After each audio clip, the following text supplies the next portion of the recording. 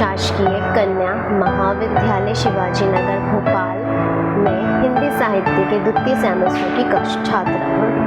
मुझे हमारी निर्देशक माननीय श्रीमती ललिता रामेश्वर जी द्वारा पढ़ाए गए विषय भारतीय एवं पाश्चात्य काव्य के एक मुख्य बिंदु अस्तित्ववाद की प्रमुख अवधारणाएं पर परियोजना कार्य प्राप्त हुआ है। इस परियोजना कार्य को पूर्ण करने हेतु तथा सुंदर और स्वच्छ बनाने हेतु मैंने हर संभव प्रयास किए हैं। इसके अतिरिक्त मुझसे कोई त्रुटि होती है तो कृपया कर आप मुझे क्षमा करें। अस्तित्ववाद की प्रमुख अवधारणा जानने से पहले ये जानना ज़रूरी है कि अस्तित्ववाद का अर्थ क्या है। तो अस्तित्ववाद के अर्थ है कि अस्तित्व का अनुभव प्रायः अत्यंत दुख, पीड़ा, यातना, मृत्यु जैसी स्थितियों के साक्षात से होता है। अस्तित्ववादियों के अनुसार दुनिया में घटित होने वाली घटनाएं संयोग पर आधारित है। यहाँ कोई कार्य कारण संबंध नहीं दिखाता, अतः इस दुनिया में जीने का अर्थ नहीं, क्योंकि यहाँ कोई ईश्वर नहीं जो मनुष्य के व्यवहार को, कार्य को वैध ठहरा सके। अतः मृत्यु, हत्या, अपराध आदि को भी ये चिंतक गलत नहीं मानते। इसके बावजूद अस्तित्ववादी इसे निष्क्रियता का दर्शन नहीं मानते। उनका मानना है कि मनुष्य अपना निर्माता खुद है।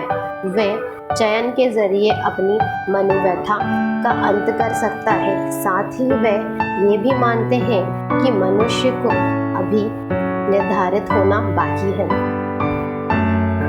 अस्तित्ववाद की परिभाषा डॉक्टर गणपति चंद्र गुप्त अस्तित्ववाद को परिभाषित करते हुए कहते हैं कि जब 19वीं शताब्दी में विभिन्न प्रकार के आविष्कारों एवं सिद्धांतों के प्रचलन के कारण मानव जीवन पर वैज्ञानिकता एवं सामाजिकता का प्रभाव अधिक बढ़ने लगा, जिसके सम्मुख व्यक्ति की व्यक्तिगता एवं स्वतंत्रता उपेक्षित होने लगी, तो उसकी प्रक्रिया स्वरूप एक ऐसे वाद का विकास हुआ जो कि व्यक्तित्व स्वतंत्रता को सर्वाधिक महत्व देता था और वैज्ञानिकता एवं सामाजिकता का तीव्र विरोध करता है।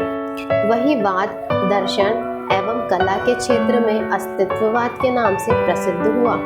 अस्तित्ववाद की परिभाषा करते हुए वे कहते हैं कि अस्तित्ववाद दृष्टिकोण है, वस्तुतः उन परंपरागत तर्क संगत दार्शनिक मतवादों के विरुद्ध एक विरुद्ध है, जो विचारों तथा पदार्थ जगत के तर्क संगत व्याख्या करते हैं तथा मानवीय सत्ता की समस्या की उपेक्षा करते हैं।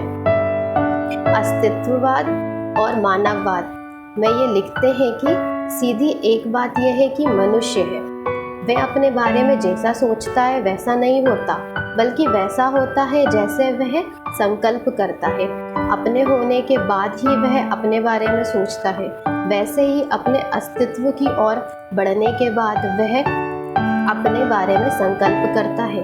मनुष्य इसके अतिरिक्त कुछ भी नहीं है। जैसा खुद को मानता है वह स्वयं का निर्माण करता है। यही अस्तित्ववाद का पहला सिद्धांत है। अस्तित्ववाद का अर्थ हुआ सतत प्रकार होते रहना, निरंतर अविभावित होते रहना, अनुभव के साथ उभरते रहना।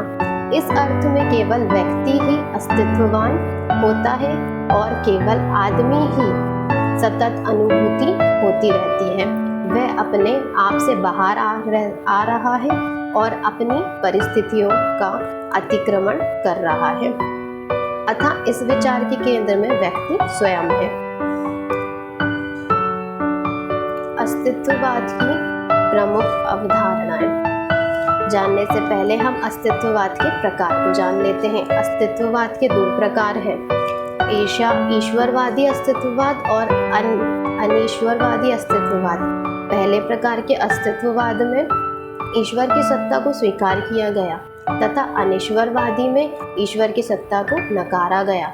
फिर भी सभी अस्तित्ववादी व्यक्ति को भी महत्वपूर्ण मानते हैं। अस्तित्ववाद भारतीय सांख्य दर्शन के निकट माना गया। भारतीय सांख्य दर्शन प्रकृति और मानव चेतना को महत्वपूर्ण मानता है। वे ईश्वर को नहीं मानता। समस्त क्रियाकलाप मनुष्य को बंधन मुक्त कराने के लिए किए गए हैं। अस्तित्ववाद की स्वतंत्रता की अवधारणा इससे मेल खाती प्रतीत होती है। अस्तित्ववाद की प्रमुख अवधारणाएं।